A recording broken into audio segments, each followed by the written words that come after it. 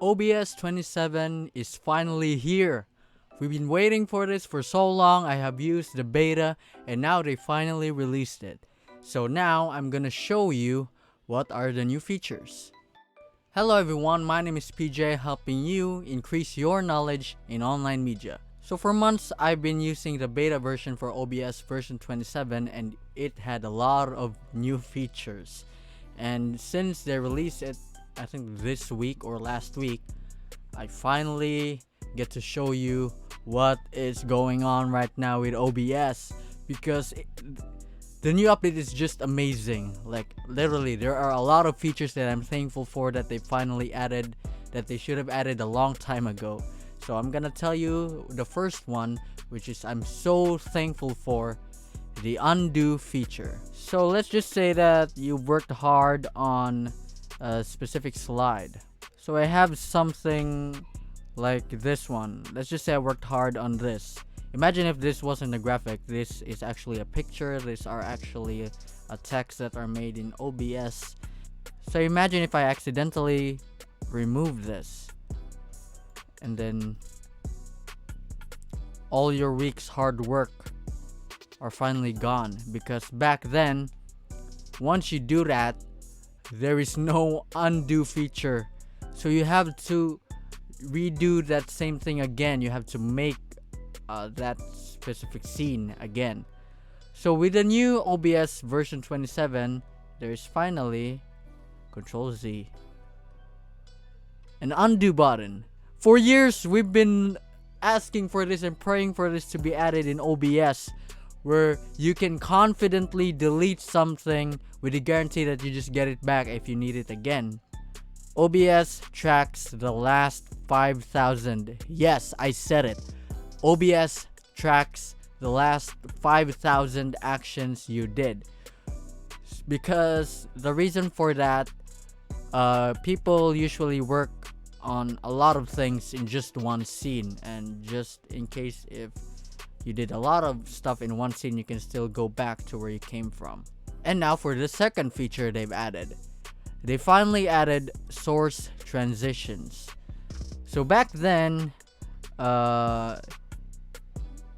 if you try to show something, it only does that. It only does a cut transition when you toggle the visibility buttons on a specific source.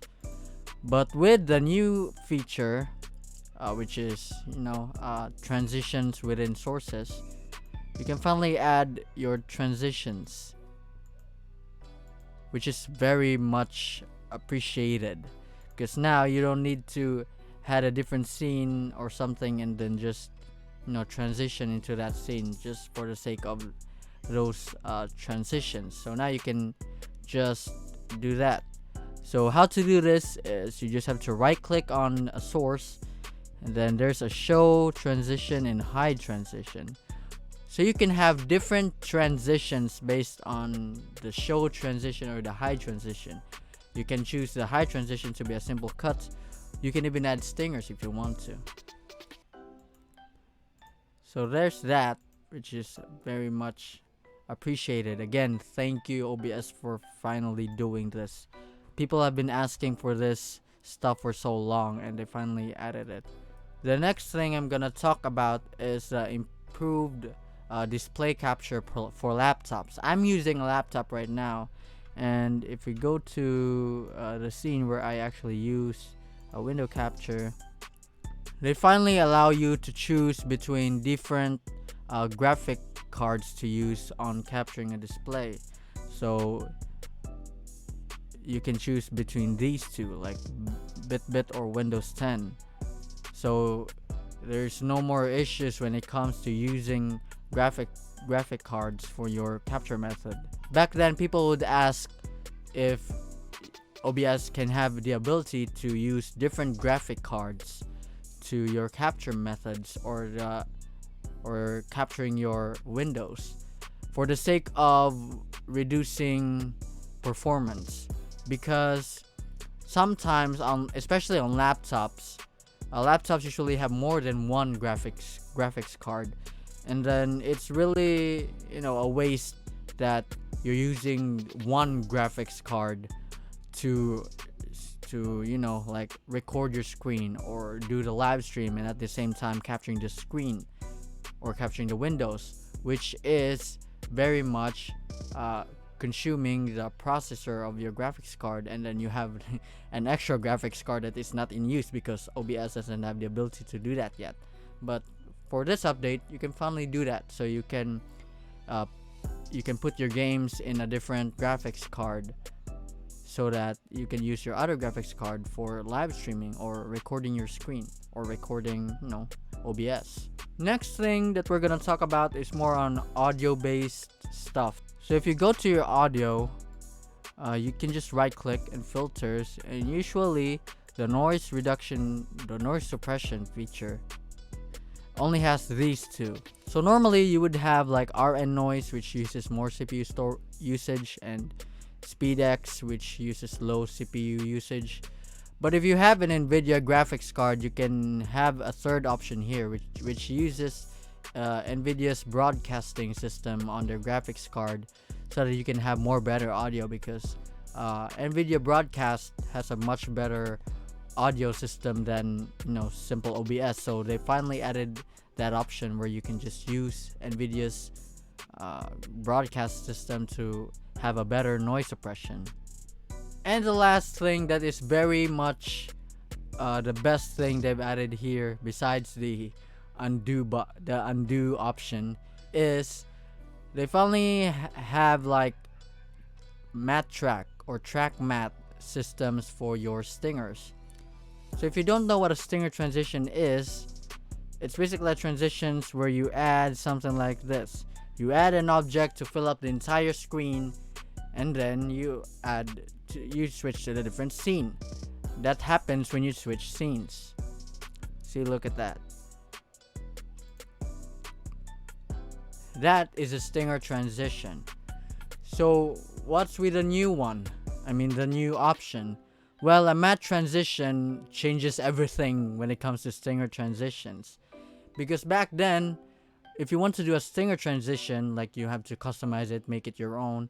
You basically have to cover the entire screen, and once the entire screen is covered, that's where the transition begins. That's where it switches to the new scene. And when the object, or in this case the stinger transition, is done, you're basically in a different scene. This ability to add track matte is different.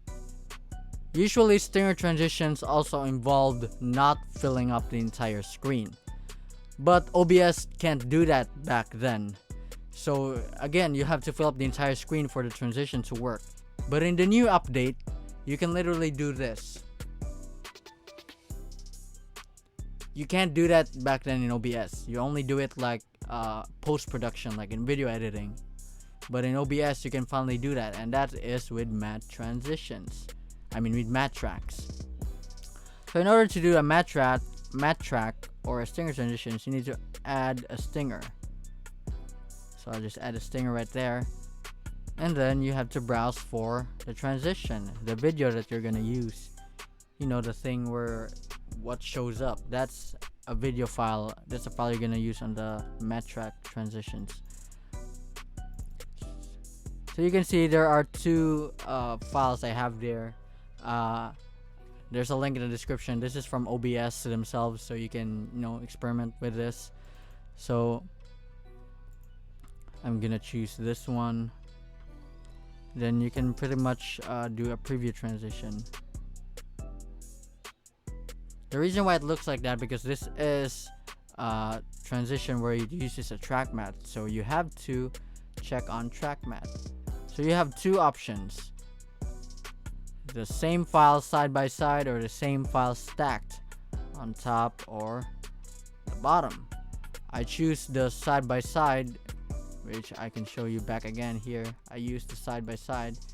That's because the left one is gonna be the object, the thing that you saw earlier, and the right one will be more of the way you tell OBS what to do, which is the black and white, which is a matte. Basically, the black part means that that is the current scene, and then the white one means the new scene. So you're just gonna tell OBS what to show up, because back then you can only switch between two scenes. But with a new update, you can basically tell OBS that the black part of the transition is your current scene and the white one is the new scene.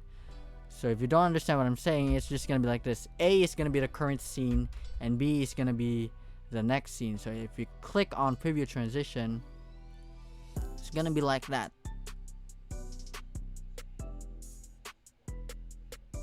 Again, OBS can't do that back then because you can't tell OBS what to do. You can't like split the screen in like half. You can't do that back then. So now you can just, you know, do it as it is right now. So that's basically much the color black, and then that one is basically the color white. So it's pretty amazing. So if you press OK, it's basically like this. That is amazing. And with that sort of feature, you can do a lot of stuff. You can do like some sort of opening style, and you know, you can customize a lot of it. And that's pretty much everything, you know, about OBS on the new update. They've also added some browser docs for Mac and Linux. So Mac and Linux, you're almost the same thing as, you know, Windows. You can basically do a lot of things that Windows version of OBS does. And that's pretty much it on the new updates on OBS version 27, and I hope you learned a lot in this video. And the next video I'm gonna be talking about is probably more about making your own stinger transitions for OBS, and we're gonna use it on a free software named DaVinci Resolve. So thank you guys for watching. Leave a like and subscribe. It really motivates me to make more of these videos. I've been on a break for a little while, making lots of ideas, and some of it are spent on future videos. So yeah, hopefully I can keep going on this YouTube thing. So thank you guys. See you around.